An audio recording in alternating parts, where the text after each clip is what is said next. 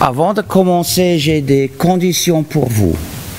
D'abord, si vous faites des photos de moi, ne les mettez pas chez Facebook, ni Instagram, ni WhatsApp. 3 tentacules de la même entreprise de flicage. Cette entreprise sait reconnaître les individus dans les photos par leur visage ou par le dos de la tête. Donc si vous mettez une photo de quelqu'un dans cette entreprise, vous participez directement dans le flicage de cet individu. Il faut ne pas le faire aux amis et près de ne pas me le faire. Aussi, avant de faire une photo de moi avec un mobile, près de désactiver la fonctionnalité de mettre la géolocalisation dans les photos. Distribuer des photos des gens avec des géolocalisations, ça participe dans le flicage. Le flicage est une injustice et un danger pour la démocratie.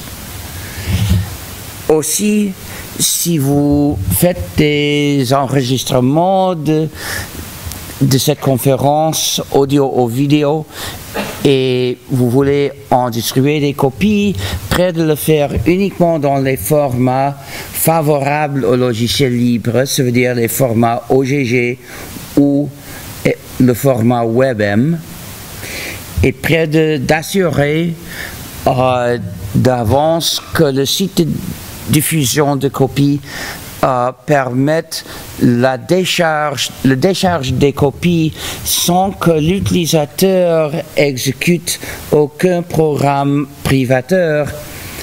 Et ça comprend les programmes privateurs en JavaScript contenus dans les pages du site. Aussi, près de mettre la licence Creative Commons non dérivée sur les copies, sur les enregistrements. Donc, enfin, c'est quoi le logiciel libre? D'abord, en anglais, je dis free software, mais free signifie libre. Le logiciel libre est le logiciel qui respecte les droits de l'humain de l'utilisateur. Donc, je peux résumer le logiciel libre en 3 mots: liberté, égalité, fraternité. C'est-à-dire les valeurs que l'État français ne respecte plus.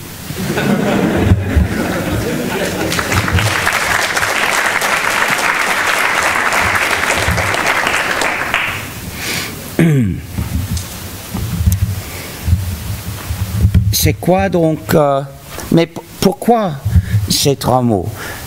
Liberté, parce que programme libre respecte la liberté de chaque utilisateur.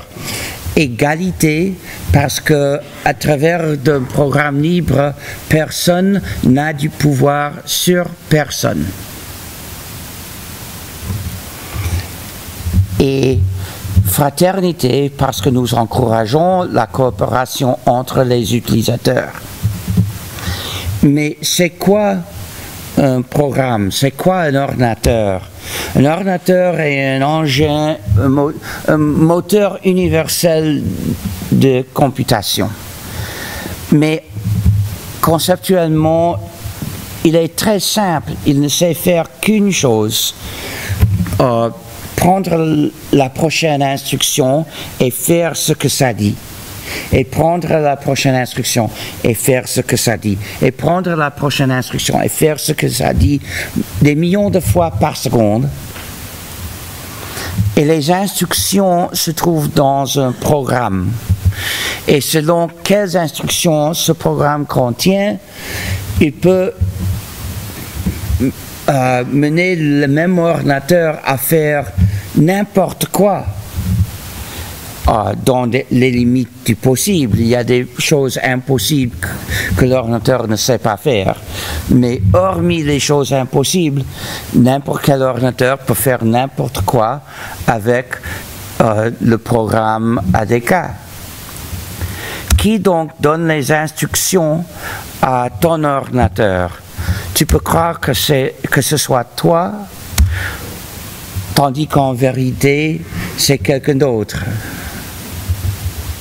Tu peux croire que ton ordinateur t'obéisse, tandis qu'en vérité, il obéit en premier lieu à quelqu'un d'autre et à toi seulement quand le vrai maître de l'ordinateur l'autorise.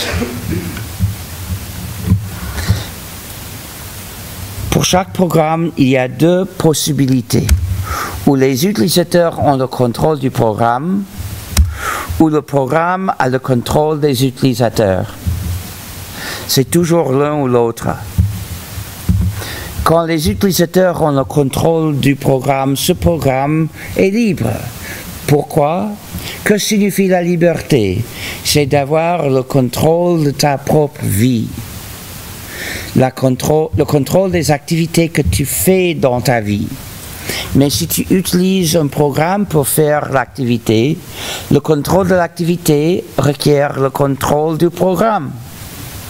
Donc, les programmes dont les utilisateurs ont le contrôle sont les programmes qui respectent la liberté et la communauté des utilisateurs. Donc, les programmes qui sont libres. Concrètement, le critère d'un programme libre, c'est qu'il porte les 4 libertés essentielles et les offre à l'utilisateur.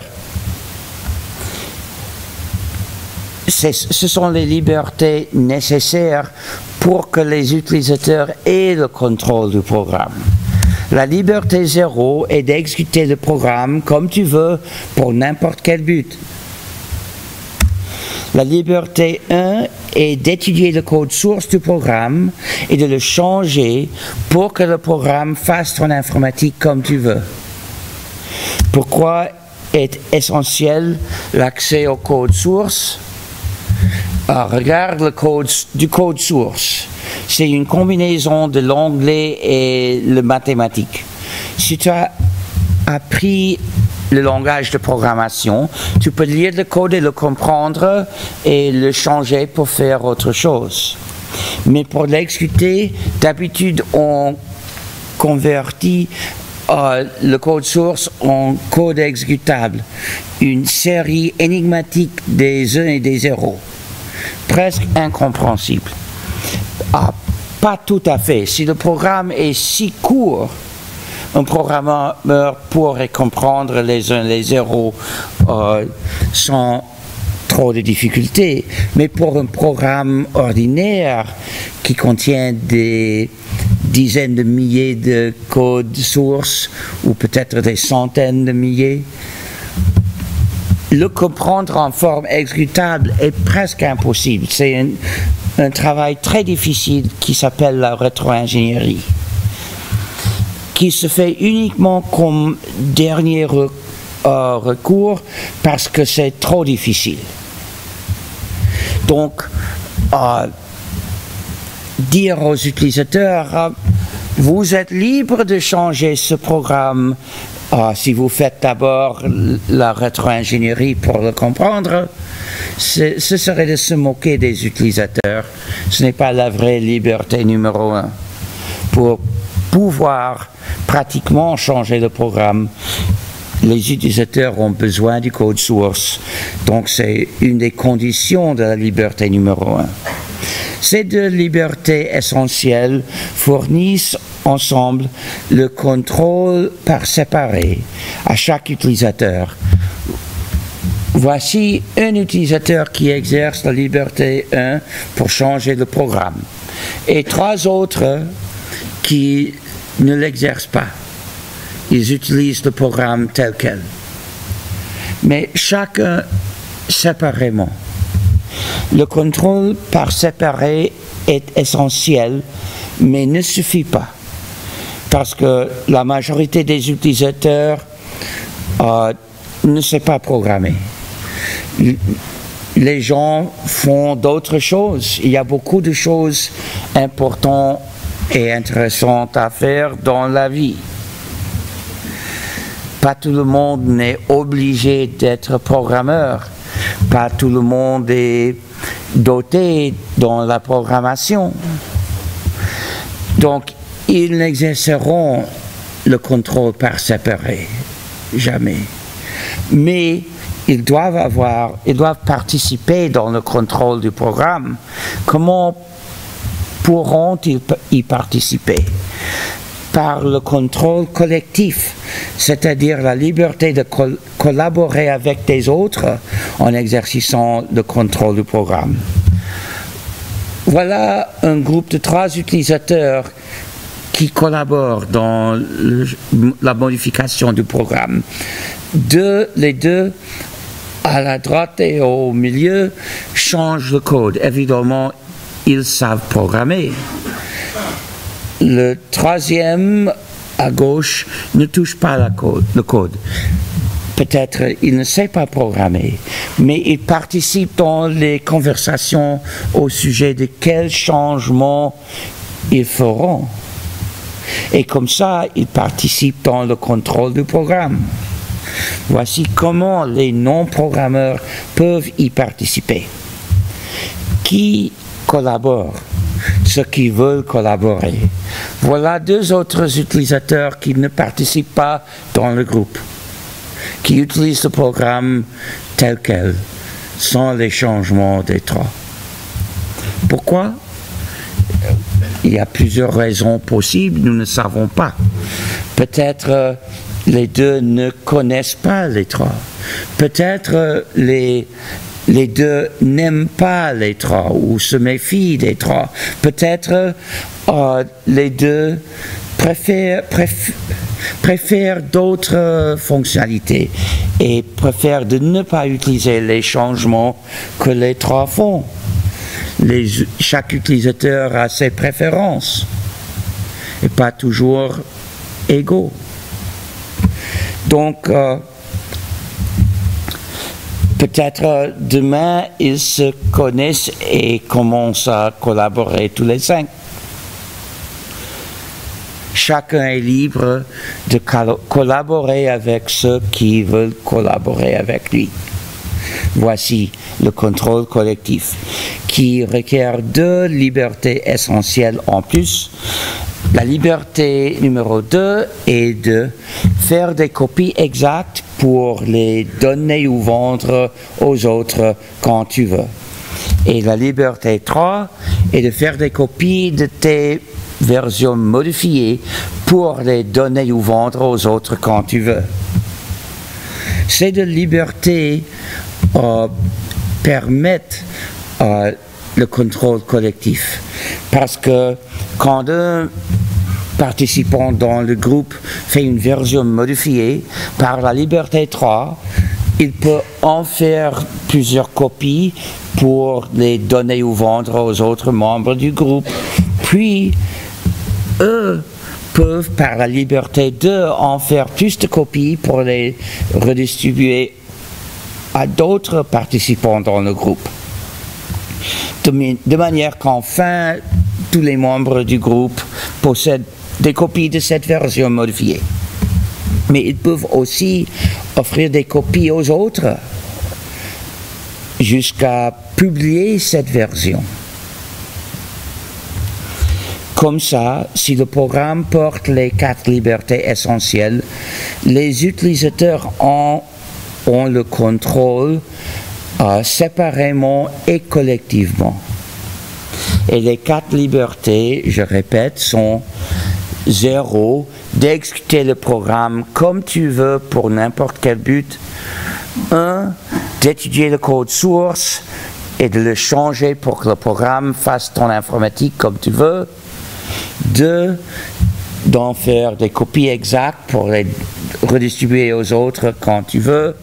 Et 3, de faire des copies de tes versions modifiées pour les redistribuer aux autres quand tu veux.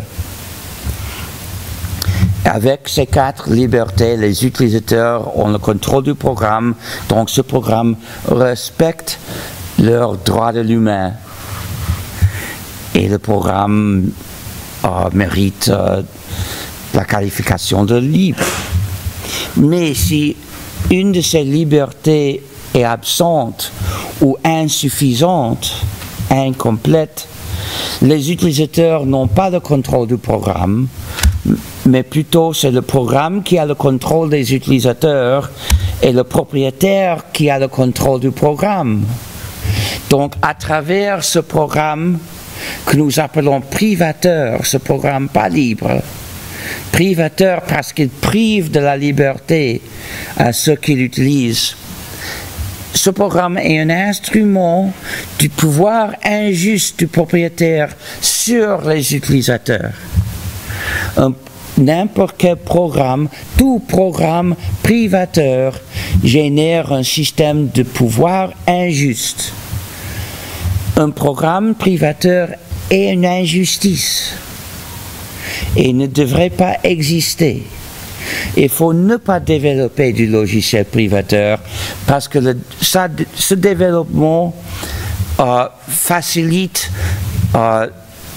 la soumission des utilisateurs. Un programme privateur offre à son propriétaire un instrument pour soumettre des gens. Il est préférable de ne rien faire que de développer un programme privateur et aider à la construction de l'injustice. Mais ça, c'est la première injustice, l'injustice de base qui mène à d'autres injustices secondaires. Par exemple, parce que les propriétaires sont conscients de leur pouvoir. Donc, ils ressentent toujours la tentation d'essayer de soumettre même plus les utilisateurs en ajoutant des fonctionnalités malveillantes. Beaucoup de programmes privateurs très connus contiennent des fonctionnalités malveillantes. Ça veut dire que le pouvoir du propriétaire corrompt le propriétaire. Ils sont toujours sujetés à la tentation et beaucoup y cèdent. C'est la coutume d'aujourd'hui. Très peu essayent de résister la tentation. Mais quelles sont les fonctionnalités malveillantes? D'abord, il y a le flicage. Beaucoup de programmes privateurs fliquent l'utilisateur ou même espionnent l'utilisateur. Voici un exemple, l'escroquerie d'Amazon. En anglais, The Amazon Swindle. C'est le lecteur de livres numériques qui flique l'utilisateur totalement. Il transmet de temps en temps le nom du livre au serveur d'Amazon. Même si l'utilisateur a obtenu le livre ailleurs, Amazon sait qu'il le lit. Et aussi, il transmet de temps en temps le numéro de page. Et si l'utilisateur entre des notes transmises à Amazon, si l'utilisateur souligne quelque chose, transmise à Amazon. Le flicage total orwellien. Mais il y a beaucoup de programmes connus comme faisant du flicage. Windows flique l'utilisateur, MacOS flique, iOS flique. Flash Player contient une fonctionnalité pour que les sites web tracent les utilisateurs et les reconnaissent.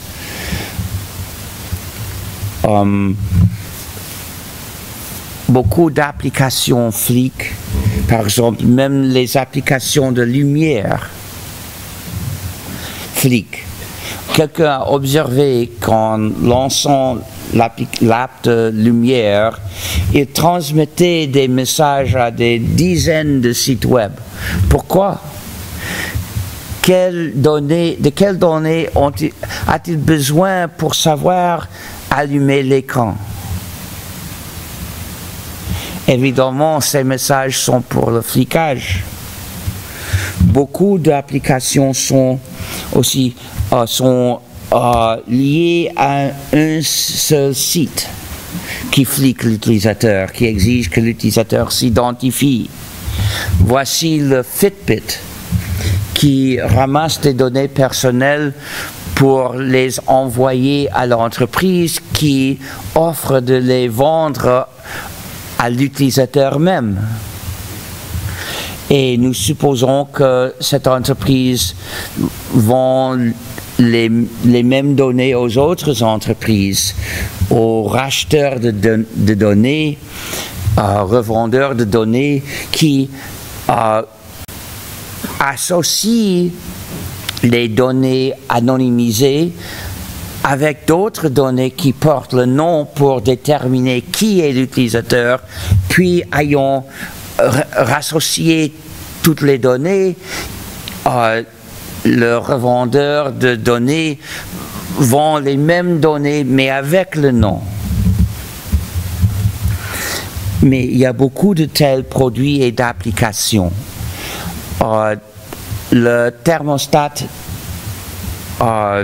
Nest a été observé de transmettre plusieurs mégas de données mensuellement. Pourquoi? Que pourrait justifier ce flicage? Rien. Un produit pour la maison devrait respecter la vie privée de ceux qui habitent là.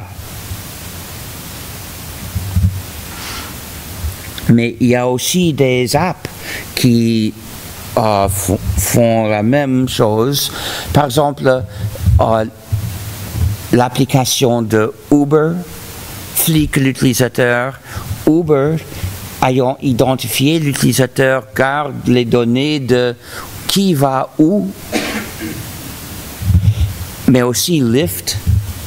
Les deux sont égaux. Aussi les applications de streaming, les services comme Spotify ou Netflix et tous les concurrents font égal. Le service identifie l'utilisateur.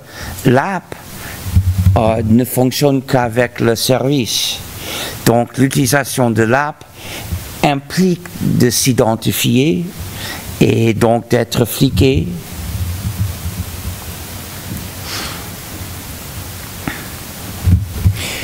Il y a beaucoup d'autres qui fliquent, mais ces exemples suffisent. Il y a aussi les menottes numériques, ça veut dire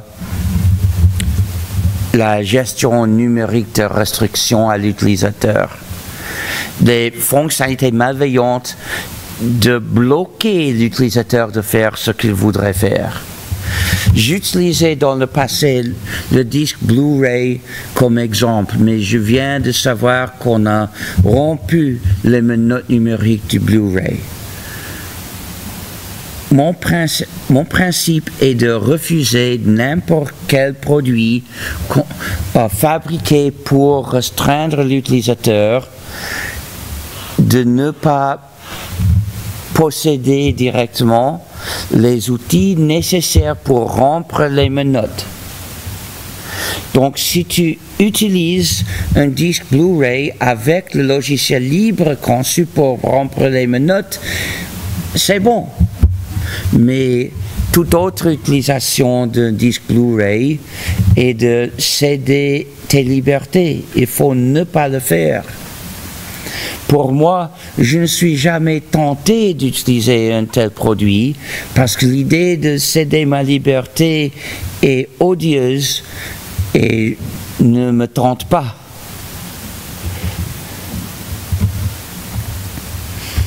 Mais les menottes numériques sont très communes dans les produits. Tous les systèmes privateurs contiennent les bases des menottes numériques, Windows, Mac OS, iOS, Android. Et beaucoup d'applications utilisent ces bases et impose des minutes numériques, par exemple Spotify, Netflix, Flash Player, l'escroquerie d'Amazon. Beaucoup font des minutes numériques et je les refuse tous. Mais il y a aussi les portes dérobées. Il est difficile de savoir par l'analyse qu'un programme contient une porte dérobée parce que ça ne se voit pas. La seule manière de savoir est d'observer la porte dérobée en utilisation. L'escroquerie d'Amazon contient une porte dérobée pour supprimer les livres à distance. Nous le savons par observation. En 2009, des utilisateurs ont observé la disparition des milliers de copies d'un livre commandé à distance par Amazon dans un grand acte orwellien. Et c'était quel livre? C'était 1984 de George Orwell. Suite à beaucoup de critiques, Amazon a dit qu'il ne le ferait jamais plus, sauf sous ordre de l'État. Une promesse pas très réconfortante si tu as lu 1984.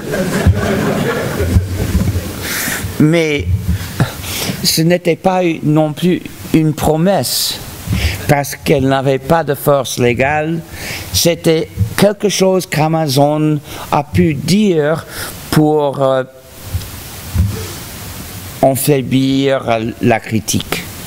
Mais quelques ans plus tard, Amazon est revenu à supprimer à distance des livres sans même ordre de l'État.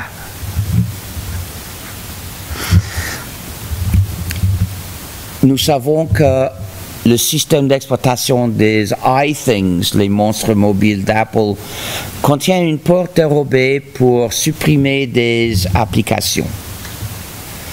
Et que Android, dans un composant privateur qui s'appelle Google Play, contient une porte dérobée pour ou supprimer n'importe quelle application ou installer par force n'importe quelle application.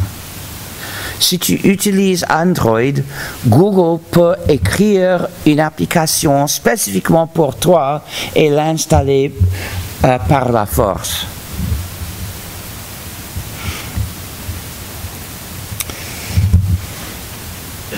Il y a aussi la censure. Apple a été le pionnier de la censure des applications. Le iPhone était le premier ordinateur d'utilisation générale conçu pour censurer les applications. L'utilisateur ne peut pas librement installer les applications de son choix, mais plutôt uniquement les applications approuvées par Apple depuis la boutique d'Apple. Et Apple applique la censure arbitrairement selon ses intérêts commerciaux et selon ses points de vue politiques. Quand les utilisateurs trouvaient des trucs pour rompre la censure d'Apple, ils l'appelaient jailbreak, s'échapper du prison. Donc notre expression pour un tel ordinateur ou un tel système est un prison. Il y a aussi des portes dérobées universelles. Un ordinateur est un moteur de computation universel parce que l'ordinateur peut faire n'importe quoi selon la direction d'un programme. Cette porte dérobée est universelle dans le même sens. Windows contient une porte dérobée universelle depuis Windows XP. Ça veut dire que Microsoft a le pouvoir de faire n'importe quoi aux pauvres utilisateurs de Windows en installant à distance par force le code pour faire quoi que ce soit. Microsoft a le pouvoir de changer le code arbitrairement, donc le pouvoir de lui faire à l'utilisateur n'importe quoi. Si l'ordinateur tourne Windows, Microsoft a possédé complètement cet ordinateur. D'autres portes dérobées universelles ont été découvertes dans l'escroquerie d'Amazon et dans dans presque tous les modèles de téléphones portables. Ça veut dire qu'à distance, ils peuvent changer le système du téléphone pour faire n'importe quoi à l'utilisateur. Mais ce qu'ils font souvent est de le convertir en dispositif d'écoute, qui écoute tout le temps, sans cesse, 24/24, et transmettent toute la conversation qu'il écoute. Et si tu penses récupérer la vie privée en éteignant le téléphone, surprise, il n'y a pas d'interrupteur. Seulement un bouton pour prier au gentil téléphone de s'éteindre. Mais une fois converti comme ça, le téléphone ne s'éteint jamais. Il fait semblant de s'éteindre, mais il continue de fonctionner, écouter et de transmettre. Donc la seule manière de ne pas être écouté est d'enlever toutes les piles. Mais beaucoup de modèles contiennent des piles qui ne s'enlèvent pas.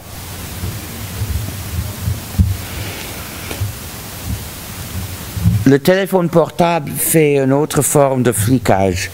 Le système, le réseau, sait toujours où se trouve ce téléphone et garde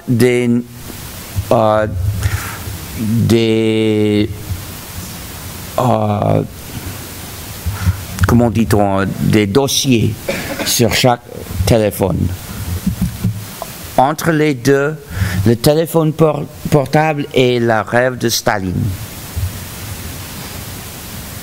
Si Staline avait pu donner à chaque habitant de l'Union soviétique un dispositif pour suivre ses mouvements et écouter toutes les conversations dans son environnement, Staline l'aurait fait. Mais la technologie n'existait pas à l'époque, donc Staline ne pouvait jamais le faire. Tant pis, Staline. Mais maintenant, cette technologie existe et presque tout le monde a été convaincu, a été séduit à porter de telles choses. Mais pas moi. Heureusement, quand je considérer la possibilité d'avoir un téléphone portable, j'ai découvert ces deux fonctionnalités injustes et je me suis dit, c'est mon devoir de citoyen de refuser. Et je refuse. C'est mon devoir. Je fais mon devoir.